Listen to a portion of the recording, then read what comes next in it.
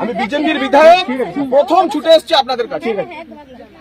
হ্যাঁ, যা হয়েছে অন্যায় হয়েছে, যারা করেছে আমি ক্ষমা চাইছি। বিজেপির বিধায়ক দাঁড়িয়ে আছে, আমি ছুটে এসেছি আপনাদের কাছে।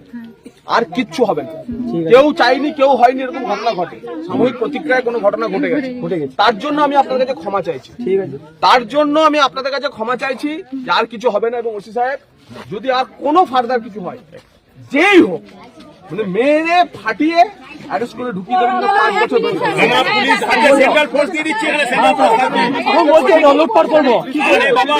আপনারা নিজের নিজের এলাকায় আপনারা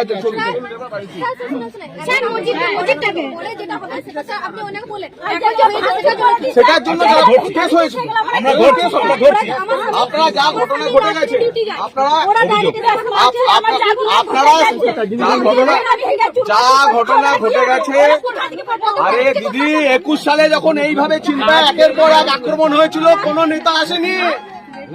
ভারতীয় জনতা পার্টি কার্যকর্তাদের উপর আক্রমণ হার করে কেঁদেছে আমাদের পায়ে ধরে, কেউ আসেনি। আজকে আমরা এসেছি কারণ এটাই বিজেপি, আমরা তৃণমূল না। 21 সালে যখন আপনাদের তরফ থেকে লোক গিয়ে ওদের ভেঙে দিয়ে চুরমার করে দিয়েছিল, কেউ যায়নি এবং বলেছিল ভেঙে দিয়ে চারিন দাও, গায়ে খুলে নিয়ে যাও, মেয়েদের গায়ে হাত দিয়ে গেছিল। তো সেই আরে বলছি তো হবে না, জন্য আমি এসেছি। তো আপনি বেশি কথা বলছেন, আপনি বেশি কথা বলছেন। আপনি কমপ্লেন জমা দিন, আপনি নাম করে বিজেপির লোকদের বেছে বেছে গেট কাজ করে নেওয়া হয়েছিল, চাকরি করতে দেয়নি।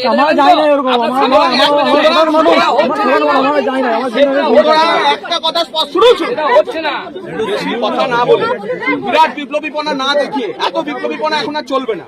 কমপ্লেন থানাতে কমপ্লেন দিন, কারোর কোনো কিছু হবে না। আমার ফোন নাম্বার রেখে দিন, আমাকে ফোন করবেন, ঠিক আছে? আমার ফোন নাম্বার রেখে দিন, আমাকে ফোন করবেন, কোনো অসুবিধা হবে না। আমি আবার দরকার হলে ছুটে আসবো, কিন্তু ওই হিরোগিরির জামানা শেষ।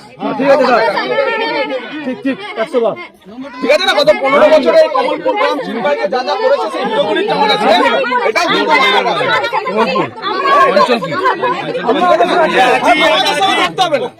আমাদের সঙ্গে থাকতে হবে না।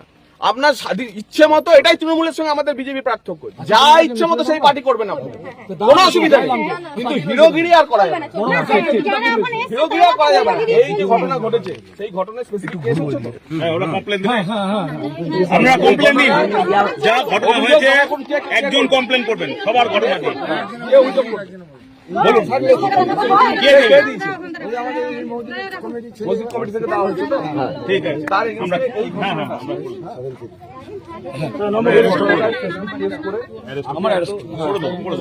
অ্যারেস্ট করে দেওয়া হবে। আপনি পুলিশ পিকেট নাম্বার দিয়ে দেবো, চিন্তা করেন না। আর আমি আছি, আমি বলছি আছি, সরাসরি ফোন করবেন যতবার। দেখুন, কোন একটা জিনিস প্রতিক্রিয়া হয়ে যেতে পারে, কিন্তু আমি সেটাকে বাড়াতে চাই না। এইটুকু সুযোগ দিন, একটা জিনিস ঘটে গেছে, এটাকে না বাড়িয়ে এখানেই শেষ করা। এবং তারপর আপনি এসেছেন, এখানে সেন্ট্রাল ফোর্স বেশি দেওয়া হচ্ছে, দিদি ভাই আমাদের আপনারাও ফোন করেননি কেউ এমএলএ সাহেবকে? কিন্তু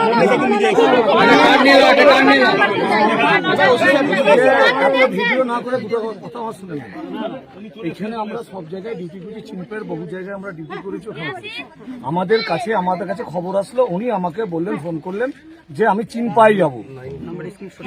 আমি ওনাকে ফোন করিনি, কথাটা বলতে উনি আমাকে বললেন চিনপাই যাবো। আসুন, আমি জানি না চিনপাই, তো চিনপাই কোথায় যাবো সেটাও জানে, বলছে আমি তাপাসপুর যাবো। তাহলে উনি, ওনার কাছে খবর আছে, উনি তাপাসপুর যাবে কি করতে, আমাকে কিছু বলে না। কিন্তু আমার কাছে যেটুকু খবর আছে, এখানে ঝামেলা হয়েছে, উনি যে এখানে এসেই দাঁড়াবে, আপনাদের সঙ্গে কথা বলবে, সেটা আমার জানা আছে, সেটা উনি আপনার সামনে বললেন। এইটুকুনি কথা দিলাম, স্পেসিফিক কেস হবে, অ্যারেস্ট হবে, এইটুকুনি জোরে গলায়।